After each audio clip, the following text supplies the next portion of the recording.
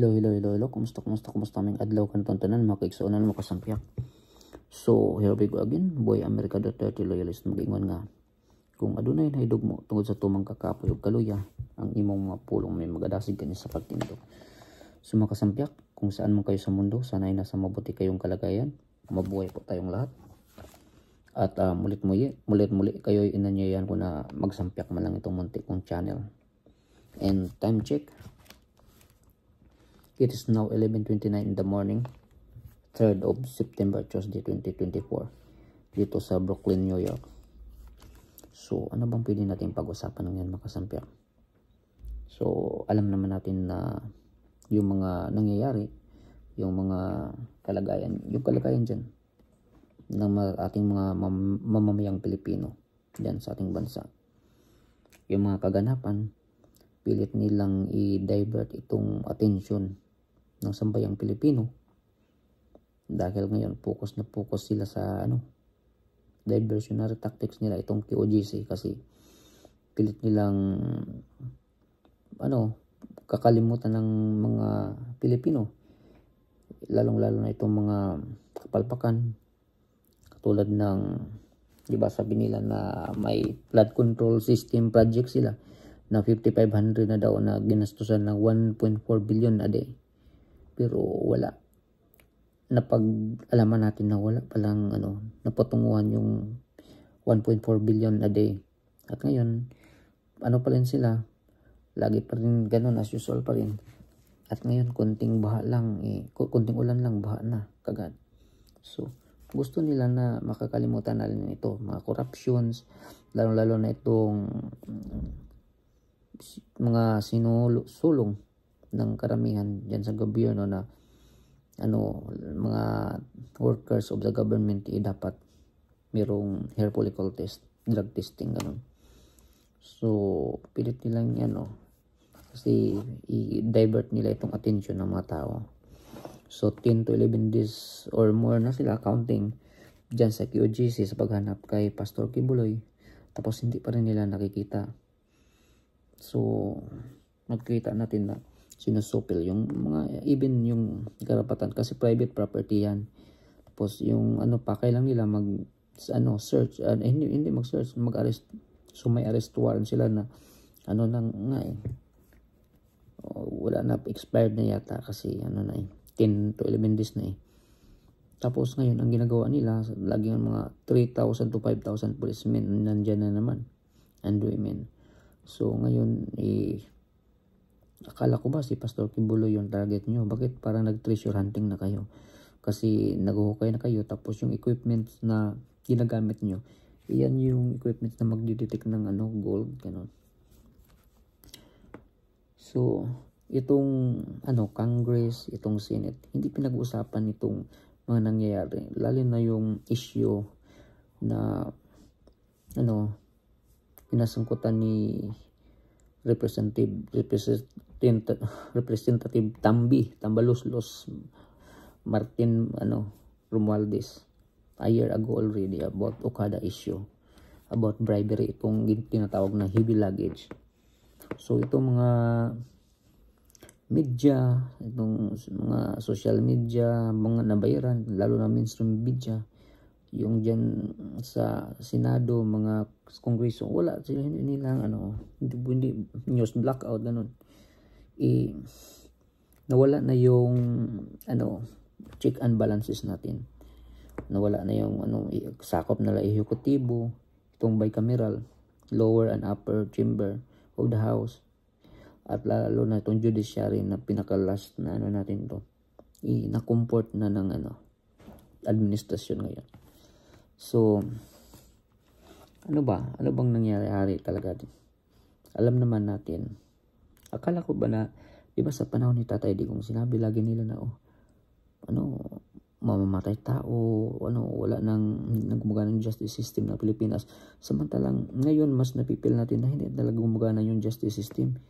Kaya gusto nila talagang makapasok itong ICC kasi babalikan nila yung nakaraan na hindi daw, sinusupil daw yung mga karapatan, mga kalayaan, at maraming namamatay sa drug war ng Duterte administrasyon. samantalang mas feel natin ngayon yung hindi na tayo safe sa panahon ngayon. Lahat na nakaupo, mga durugista. Ganon. So, at sila may kinu-question, hindi sila nagsasalita. At ngayon may malaking issue a year ago about Romualdez, walang nagsasalita. News blackout talaga.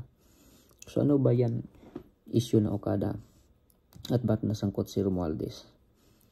Itong Okada, former name niyan ay Manila Bay Tourism or Manila Bay Resort, di ba?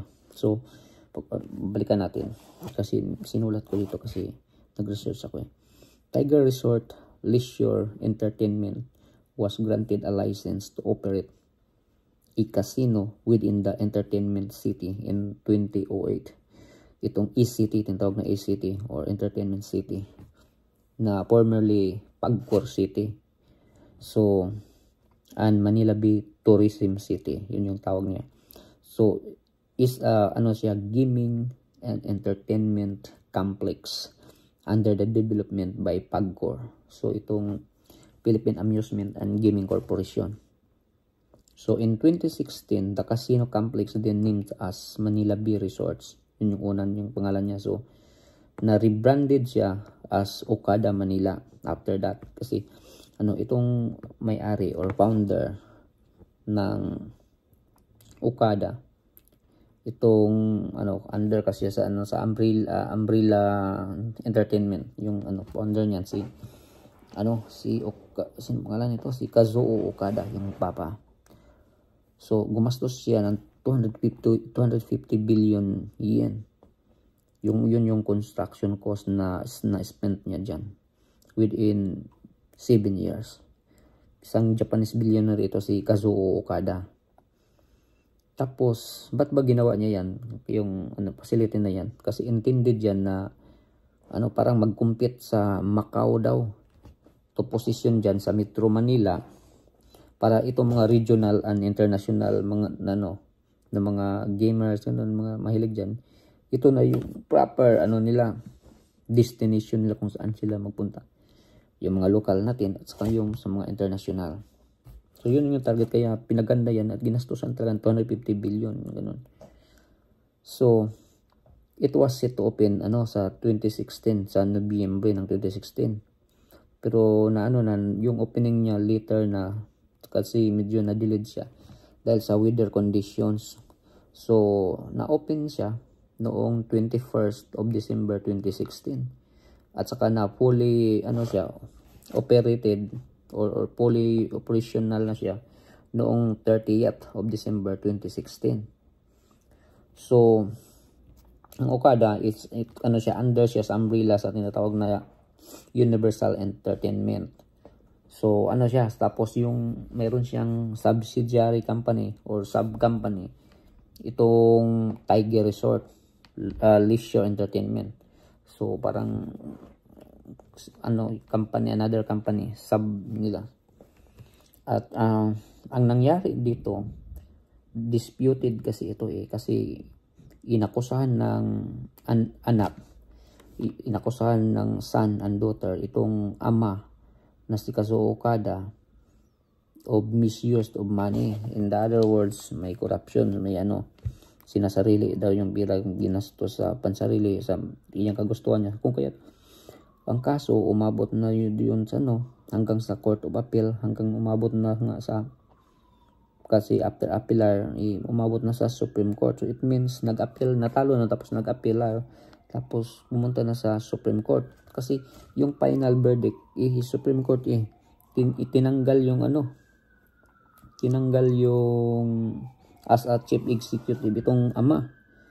So ang nangyari naman a month ago, ang status ko na na-reinstate itong ama, na-reverse itong final verdict final judgment ng Supreme Court. Kung kaya nakapagtaka. Ngayon, nalaman, kasi sumali sila sa stock market kasi itong Okada. Nagsumali sila sa Nasdaq, itong 26 Capital, through ASPAC. So ngayon, binusisi at napag-alaman na meron pa sila parang problema. Kung kaya ngayon napagtanto din ng nitong Okada na hindi na sila sasali. So nag-cancel sila. Ang nangyari ngayon ay gumastos na ng pera. Nagpalabas na ng pera itong Nasdaq 26 Capital. Kasi ang gusto nilang sasali sa reverse merger. Ang reverse merger kasi yung ownership mo parang sila IPO, yung initial public offerings, ganun. So through ASPAC sila i-open nila sa public ito, pero yung ownership kasi yung tinatawag na reverse merger, yung ownership mas malaki pa rin sa private, yung sa kanila talaga. Kunti lang yung mapunta sa retailers katulad natin. Kasi yung mga board of directors, sila yun pa rin yung pipili. So ang nangyari ngayon napagtanto nila na may problema pa wala kayo, ba't hindi nyo sinabi? So ang nangyari ngayon, kinasuhan itong Universal Entertainment. So kinasuhan yung papa. So ang nangyari kasi gumastos na itong Nasdaq. So gusto nila magpabayad ng damages.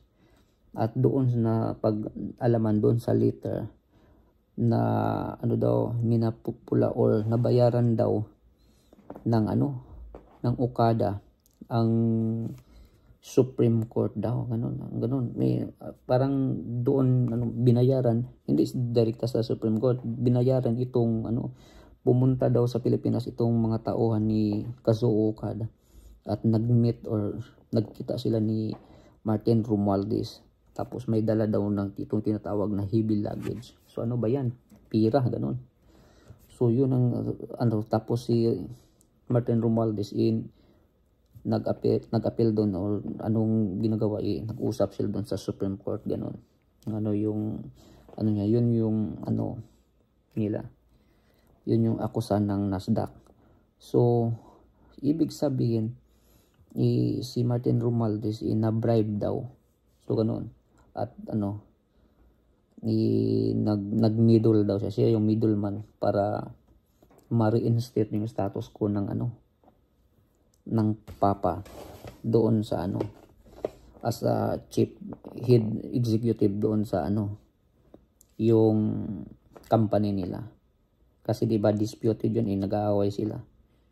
So ngayon nabalik sa tatay. So inakusahan ng hindi ito chismis or martis. Totoo talaga ito kasi nabalita na ito sa Bloomberg at saka Japanese Times. So nakakahiya tayo, di ba? Ikaw, Martin Romualdez, dapat mo sasagutin ito kasi malaking issue ito. So ba? Busog ka ba dyan? Na-bribe ka ba talaga? Kasi kinasuhan, nag-file ng lusot itong US company, itong stock exchange, itong Nasdaq, doon sa Delaware, Chancellor, ganun. So nagkaso sila, kinasuhan ng Universal Entertainment, itong ama. Kasi diba Universal Entertainment, tapos subsidiary company itong Tiger Resort, ganun.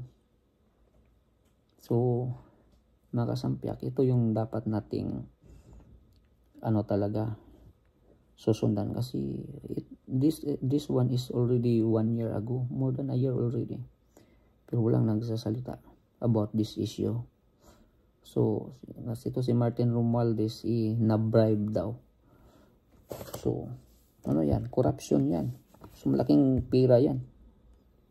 So walang news blackout. So mga kasampiak, hanggang dito lang muna kasi basta magmasid-masid lang tayo. Maraming salamat po sa ating lahat. God bless.